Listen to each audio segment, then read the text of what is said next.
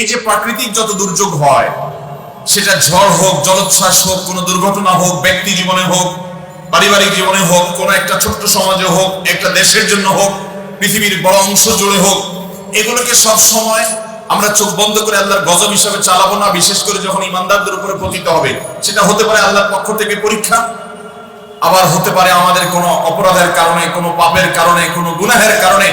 ঝড় জলোচ্ছ্বাস এগুলো তো হয়, এগুলো সুন্নাতুল্লাহ ফিল আরদ, বা জমিনে আল্লাহ তাআলার সুন্নাহ, আল্লাহ তাআলার নিয়ম।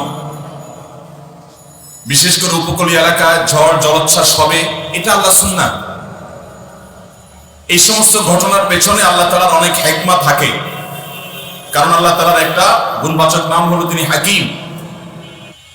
যার কারণে যত কিছু পৃথিবীতে আল্লাহ তাআলা ঘটান, প্রত্যেকটা বিষয়ের পেছনে বহুবিধ, বহুমুখী, বহু রকমের হিকমত এবং রহস্য আল্লাহ তাআলার ইলমে অবশ্যই থাকে।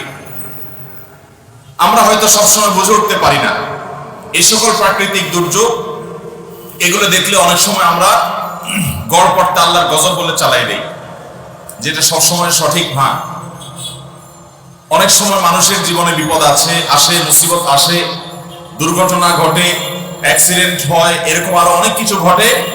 সেগুলো আল্লাহ তাআলা বান্দাকে পরীক্ষা করবার জন্য করেন। আল্লাহ তাআলা বলেছেন, ওয়ালা নাবলুওয়ান্নাকুম বিশাইইন মিনাল খাউফি ওয়াল জু'i ওয়া নাকসিম মিনাল আমওয়ালি ওয়াল আনফুসি ওয়াস সামারাত। এই আয়াতে নানাবিধ বিপদের কথা বলা হয়েছে।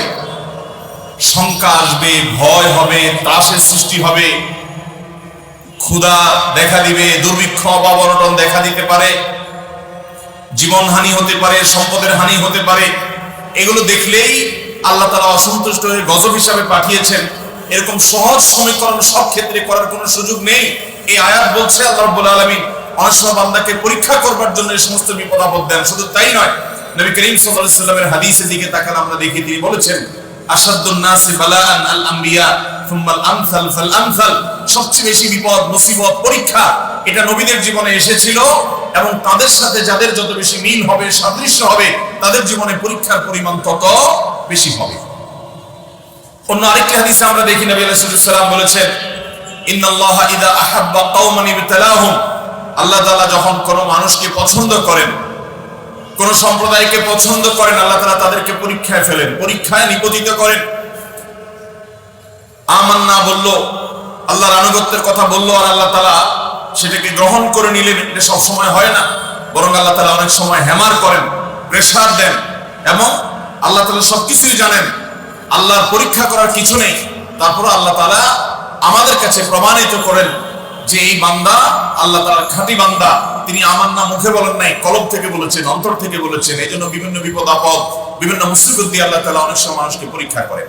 অতএব এই যে প্রাকৃতিক যত দুর্যোগ হয়, সেটা ঝড় হোক, জলোচ্ছ্বাস হোক, কোনো দুর্ঘটনা হোক, ব্যক্তি জীবনে হোক, পারিবারিক জীবনে হোক, কোনো একটা ছোট্ট সমাজে হোক, একটা দেশের জন্য হোক, পৃথিবীর বড় অংশ জুড়ে হোক, এগুলোকে সব সময় আমরা চোখ বন্ধ করে আল্লাহর গজব হিসাবে চালাবো না। বিশেষ করে যখন ইমানদারদের উপরে পতিত হবে, সেটা হতে পারে আল্লাহর পক্ষ থেকে পরীক্ষা, আবার হতে পারে আমাদের কোনো অপরাধের কারণে, কোনো পাপের কারণে, কোনো গুনাহের কারণে।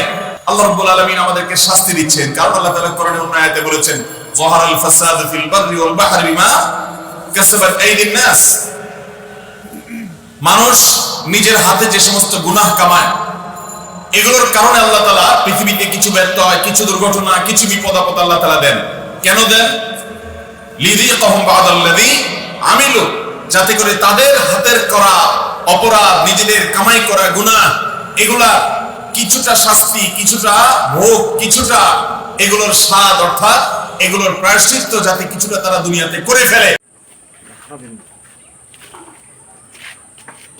আমাদের গাছ টানলে না, বড় গাছের ডাল আছে এদিকে, ওইটা যদি ওই ডালটা কাটা যায়।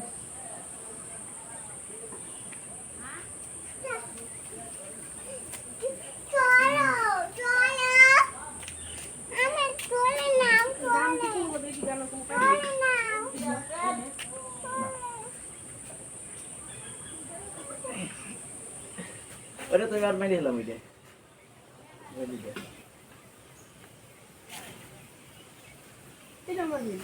না, ওই যে কোনটা ওটা দাওয়াই রে ওইটাই দিবেন বুঝলেও গেছে গাছ দুটো কাটতে ভালো লাগে সব